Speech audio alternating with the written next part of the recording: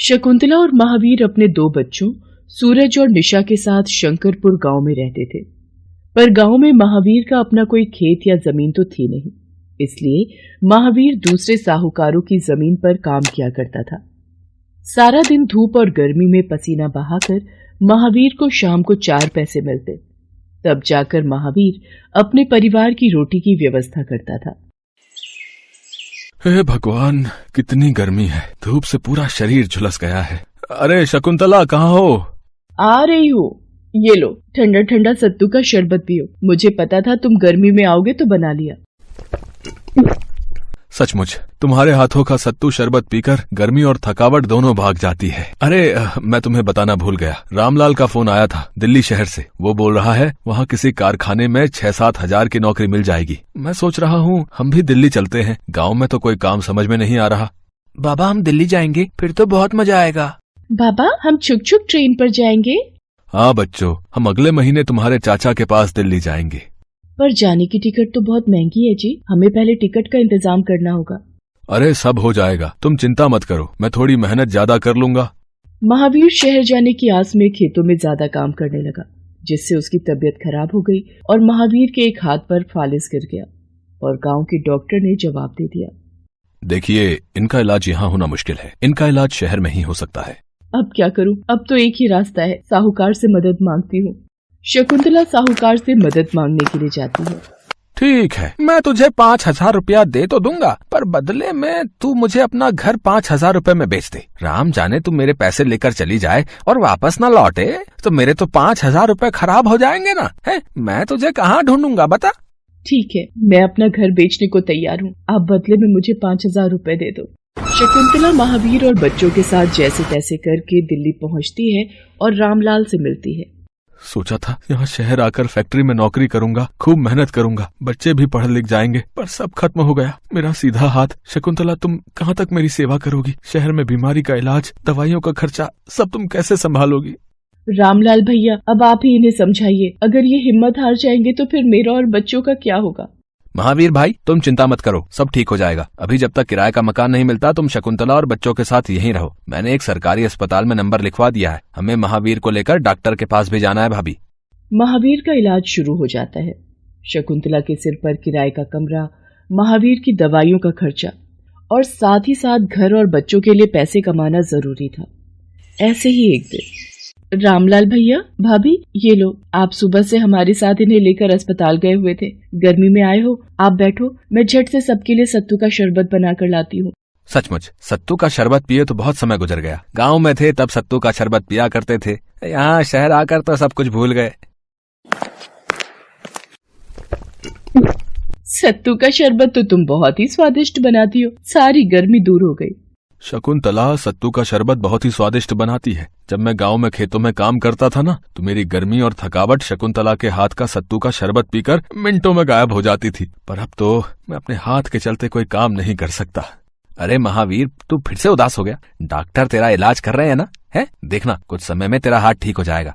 अगर तुम बुरा न मानो शकुंतला, तो तुम सत्तू का शरबत बेचने का काम क्यों नहीं शुरू कर देती? इससे तुम्हारी कमाई भी हो जाएगी। बात तो मंजू सही कह रही है भाभी, सत्तू का शरबत शहर में लोग पियेंगे तो बहुत पसंद करेंगे। अगर तुम कहो तो मैं तुम्हारे लिए एक किराए के ठेले और कुछ बर्तनों की व्यवस्था कर देता हूँ। है, ये काम बहुत ही बढ़िया रहेगा। वैसे हाथों हाथ ताजा सत्तू बनाओ और बेचो, देखना तुम्हारी बहुत कमाई होगी भाभी। अगर ऐसा हो जाए रामलाल भैया तो बहुत अच्छा हो जाएगा। अगर आप मेरे लिए इंतजाम कर दो तो बड़ी मेहरबानी होगी। ठीक है भाभी, मैं कल ही ये सारे इंतजाम कर देता हूँ। ठीक है। रामलाल शकुंतला को किराए पर एक ठेला और कुछ बड़े बर्तनों का इंतजाम कर देता है। शकुंतला सत्तू का ताजा मीठा शरबत बनाकर बेचने का काम करने लगी। पहले तो उसके ठेले पर कुछ ही ग्राहक आए, पर जिनको अच्छा लगा वो ग्राहक दोबारा सत्तू पीने आए। ये देख शकुंतला को तसल्ली हुई। शकुंतला के हाथ का बना सत्तू का शरबत ग्राहकों को बहुत अच्छा लगने लगा और लोगों की भीड़ बढ़ गई। तपती लू और गर्मी में मीठा मीठा पौष्टिक पेय पदार्थ जब 5 रुपए के गिलास में मिल जाए तो फिर कहना ही क्या। शकुंतला, आज तुम्हारी मेहनत और लगन की वजह से हमने किराए का घर भी ले लिया और बच्चे भी स्कूल जाने लगे हैं।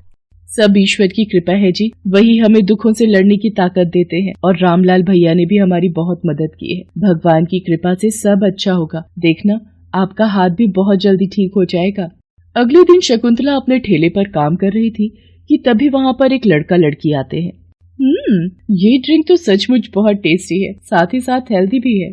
मैं देख रहा हूँ आपकी बनाई ड्रिंक तो बहुत टेस्टी है, पर हमें लोगों तक इसका एक वीडियो भेजना है ताकि इसका स्वाद चखने लोग एक बार आए तो बार बार आए। मैं और साक्षी हम दोनों वीडियो बनाकर आप जैसे छिपे हुए कलाकारों को ढूंढकर सोशल मीडिया की पब्लिक के सामने लाते हैं ताकि आपको और तरक्की मिले। हम आपका एक वीडियो बनाना चाहते हैं। इस वीडियो को देखकर आपके ठेले पर और भी ज्यादा लोग आएंगे।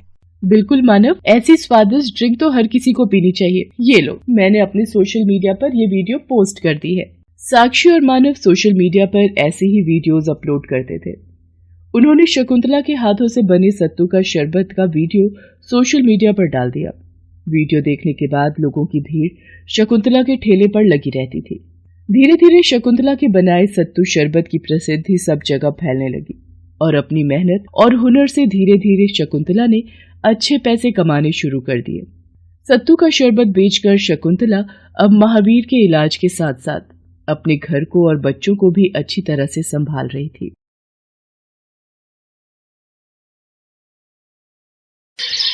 सावित्री गैस पर चाय चढ़ाकर झाड़ू लगाने लगी। इतनी देर में रमेश उठ चुका था। रमेश, बहू को बोल दे मैंने चाय चढ़ा दी है, उठ जाएगी। बोल दो उठ गई हूँ, और एक कप चाय बना भी देंगी तो कौन सा इनके हाथ घिस जाएंगे। माँ तुम्हें पता तो है सुधा उठ जाएगी, तुम भी कम नहीं हो। जरा जल्दी क्या उठ गई, बस शुरू हो जाती हो। मैंने इसलिए बोला बेटा, चाय अगर ज्यादा देर की बनी रखी हो तो बेस्वादी हो जाती है। तो दूध कौन सा तुम लाती हो, लाएंगे तो हम ही अपने पैसों से। बड़ी आई मुझे बोलने वाली। और ये रसोई अभी तक फैली हुई है, कपड़े धुले नहीं है, एक चाय क्या बना दी, सोच रही है बड़ा काम कर दिया। रमेश, मुझे जरा बाजार तक जाना है, मुझे रास्ते में छोड़ देना। और माँ जी, मेरे आने तक घर का सारा काम निपटा लेना। शाम को मेरी सहेली राधा आ रही है, उसके लिए खाना भी तैयार करना है। सुधा बहुत ही बुरे स्वभाव की थी। अपनी बूढ़ी सास पर उसे जरा भी तरस नहीं आता था। वो सावित्री से ही सारे घर का काम करवाती थी। सावित्री कई बार दुखी हो जाती थी, पर वो अक्सर बेटे की वजह से चुप हो जाती थी। रमेश के सिवा सावित्री का इस दुनिया में कोई भी नहीं था। सावित्री घर का सारा काम निपटाकर कुछ देर के लिए लेटी ही थी कि माँ जी, मेरी सहेली राधा आ गई है, मैं उसके साथ बैठी हूँ, जाओ रसोई में जाकर खाने की तैयारी करो।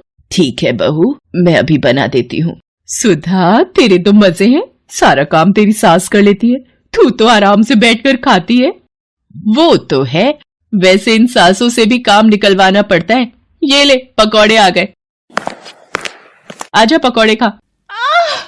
ये क्या कर दिया, अंधी कहीं की बुढ़िया, मेरा 10,000 का सूट है ये, और इस पर चटनी गिराकर इसे पूरा खराब कर दिया। सुधा, कैसे कैसे बूढ़े लोगों को तूने घर में रखा हुआ है, सारा मूड खराब हो गया यार। ये क्या कर दिया तुमने, मैं सच में तुम जैसी सास से तंग आ गई हूँ। बुढ़िया मरती भी तो नहीं है, इतने समय बाद मेरी सहेली आई है और उसका इतना महंगा सूट खराब कर दिया। अब हमारी आंखों के सामने खड़े होकर और क्यों गुस्सा दिलवा रही हो, निकल जाओ यहाँ से। गलती हो गई बेटा, अब नजर कमजोर हो गई है, इसलिए मैं देख नहीं पाई। तुम्हारी गलती की वजह से मेरा इतना महंगा सूट ठीक थोड़ी हो जाएगा, इस पर तो दाग लग ही गया ना। क्या हुआ सुधा, इतना शोर क्यों मचा रखा है। रमेश, मैं इस घर में रहकर परेशान हो गई हूँ। तुम्हारी माँ ने हमारा जीना मुश्किल किया हुआ है। इतने समय बाद मेरी सहेली आई, मैंने इनसे जरा से पकौड़े क्या बनाने के लिए कह दिए, इन्होंने गुस्से में उसके सूट के ऊपर पूरी चटनी का कटोरा ही गिरा दिया। इतना महंगा 10,000 का सूट खराब कर दिया। मेरी कोई इज्जत ही नहीं है मेरी दोस्तों के सामने। माँ, थोड़ा तो ध्यान से चला करो, कितनी बार कहा है अपना चश्मा लगा लिया करो। इतने महंगे महंगे चश्मे तुम्हें बनवा कर देता हूँ, रोजाना ही तुम मुझे चश्मा ठीक करवाने के लिए भेज देती हो, फिर भी तुम्हारी आंखों को दिखाई क्यों नहीं देता। सॉरी राधा जी, मेरी वजह से आपका सूट खराब हो गया, इनकी तरफ से मैं आपसे माफी मांगता हूँ। अरे नहीं नहीं रमेश जी, ऐसी कोई बात नहीं है, आप मुझसे माफी मत मांगिए। वैसे आजकल बहुत से वृद्धाश्रम है जो खुले हुए हैं, आप अपनी माताजी को किसी वृद्धाश्रम में क्यों नहीं छोड़ाते। अपनी उम्र के लोगों के साथ रहकर इनका भी मन लगेगा और आप लोगों को भी अपनी जिंदगी खुले से गुजारने का मौका मिलेगा। मेरे पड़ोस में बहुत से लोग हैं जिन्होंने अपने माता पिता और सास ससुर को वृद्धाश्रम में छोड़ दिया है और खुशी से अपनी जिंदगी गुजार रहे हैं, न कोई रोक टोक न कोई सिरदर्दी। क्यों रमेश, कह तो राधा बिल्कुल सही है, हम भी क्यों ना माँ जी को किसी वृद्धाश्रम में छोड़ाएं।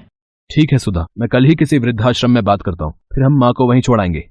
हे भगवान, ये मेरे बेटा बहू हैं जो मुझे वृद्धाश्रम में छोड़ने की बात कर रहे हैं। नहीं, मैं वृद्धाश्रम में नहीं जाऊंगी, मैं इस घर में ही नहीं रहूंगी। मैं यहां से चुपचाप चली जाऊंगी। तुम दोनों अपनी जिंदगी में खुश रहना मेरे बच्चों। मैं तुम्हें अब और तंग नहीं करूंगी। और अगली सुबह तड़के ही जब रमेश और सुधा सो रहे थे, सावित्री अपने कुछ कपड़े और थोड़े बहुत जो उसके पास पैसे थे लेकर घर छोड़कर निकल पड़ती है। सावित्री एक बस स्टैंड पर पहुंचती है। बैठो हरिद्वार हरिद्वार हरिद्वार, बैठो बैठो हरिद्वार हरिद्वार हरिद्वार हरिद्वार, माता जी हरिद्वार जा रही बस, बैठिए बैठिए। हरिद्वार की एक टिकट दे देना भैया। सावित्री हरिद्वार जाने वाली बस में बैठ जाती है। उसे नहीं पता था उसकी जिंदगी उसे किस मोड़ पर ले जा रही है। उसकी आंखें आंसुओं से भीगी हुई होती हैं। बस हरिद्वार के लिए चल पड़ती है। कुछ देर बाद, माता जी हरिद्वार आ गया, बस रुक गई है। यहाँ तक तो आ गई, पर यहाँ रहकर मुझे कोई काम करना होगा। मेरे पास इतने पैसे नहीं कि ज्यादा दिन तक गुजारा हो पाए। अम्मा जी चाय पियोगी? बस 5 रुपए की है। अरे बिटिया, तुम तो बहुत छोटी सी प्यारी सी हो। चाय तो मुझे पीनी है। लाओ एक प्याली दे दो। ये लो 5 रुपए। पर तुम इस बस स्टैंड पर अकेली चाय बेच रही हो? मेरा नाम बिंदिया है। मैं अपनी माँ के साथ रहती हूँ। वो मेरा भाई आने वाला है ना, तो माँ अब काम नहीं कर पाती। पहले मेरे बाबा थे ना, वो चाय बेचते थे। पर कुछ दिन पहले हम जब फुटपाथ पर सो रहे थे तो एक गाड़ी बाबा को चोट मारकर चली गई और बाबा हमें रो मत बेटी, भगवान हमें हर दुख से लड़ने की हिम्मत देते हैं। तुम रोने लगोगी तो तुम्हारी माँ को कौन हिम्मत देगा? वो देखो पेड़ के पास मेरी माँ बैठी है। माँ, ये अम्मा जी तुमसे मिलने आई हैं। बिंदिया की माँ मालिनी सावित्री की आप बेटी सुनकर बहुत दुखी होती है। आपने सही किया, आपने घर छोड़ दिया अम्मा जी। मैं और मेरे पति गांव छोड़कर कमाने के लिए शहर निकले थे। हम पड़ोस में ही एक झुग्गी में रहते हैं, पर मेरे पति के साथ यह हादसा हो गया और वो हमें अकेला छोड़कर चले गए। और मेरा बच्चा होने का टाइम भी नजदीक है, इसलिए चाय की दुकान वाले से चाय लेकर बिंदिया को दे देती हूँ और ये आने जाने वाले यात्रियों को चाय बेच देती है। छोटी बच्ची है ना, तो हर कोई नहीं खरीदता और इतनी हिम्मत नहीं पड़ती कि बसों में चढ़ उतर कर मैं चाय बेच सकूं। आह, क्या हुआ मालिनी? हे भगवान, इसकी तो तबीयत बिगड़ती जा रही है। सावित्री मालिनी को हरिद्वार के एक अस्पताल में भर्ती करवाती है, पर मरीज शरीर से बहुत ही कमजोर है, इसलिए हम माँ और बच्चे दोनों में से किसी एक को ही बचा पाएंगे। अम्मा जी, अगर मुझे कुछ हो गया तो आप मेरे बच्चों का ध्यान रखोगी ना? मेरे बच्चों का कोई भी नहीं है इस दुनिया में। मेरे बच्चे अनाथ हो जाएंगे अम्मा जी। मालिनी, तुम ठीक हो जाओगी, तुम्हें कुछ नहीं होगा। मालिनी नहीं बच पाती। उसके शरीर में इतनी ताकत नहीं थी कि वो एक बच्चे को जन्म देकर जी पाती। गरीबी और भूख से उसका शरीर खोखला हो चुका था और वो अपने बच्चे को जन्म देकर इस दुनिया से चली गई। मरीज ने आखिरी वक्त में हमें ये बच्चा आपको सौंपने के लिए कहा था। ये लीजिए। अम्मा जी, माँ कहाँ चली गई? माँ क्यों नहीं बोल रही? माँ बोल क्यों नहीं रही अम्मा जी? तुम्हारी माँ इस दुनिया को अलविदा कह गई बेटी। आज से मैं तुम दोनों की देखभाल करूंगी। शायद भगवान भी यही चाहते हैं। सावित्री ने अपने हाथ में एक सोने की अंगूठी पहनी हुई थी, जिसे बेचकर वो हरिद्वार बस स्टैंड के सामने किराए की एक छोटी सी दुकान लेकर वहीं चाय बनाकर बेचने का काम शुरू कर देती है और बिंदिया और मोनू को पालने लगती है। ग्राहक भी अब अम्मा की चाय के नाम से खुली उस दुकान पर चाय पीकर ही आगे बढ़ते थे। सावित्री को चाय की दुकान खोले 6 साल गुजर गए थे। उसने बिंदिया और मोनू का एक स्कूल में दाखिला करवा दिया और वो दोनों स्कूल जाने लगे। एक सुबह जब सावित्री बिंदिया और मोनू को स्कूल छोड़ने जाने लगी, दादी माँ, मुझे ये बिस्कुट चाहिए। बिस्कुट लेना है बेटा? ये लो। पर तुम्हारे मम्मी पापा कहाँ हैं? अरे रोहन बेटा, आप हाथ छोड़ाकर यहाँ कैसे चले आए? बस चलने वाली है, चलो। तुमने मुझे भूल से ही सही पर दादी माँ बोला है ना। ये लो, ये सारे बिस्कुट तुम रख लो। तुम्हें अच्छे लगे ना? घर जाकर रोजाना मेरी तरफ से 1 बिस्कुट खाना। रमेश इससे पहले कुछ कह पाता, सावित्री बिंदिया और मोनू को स्कूल छोड़ने चली गई।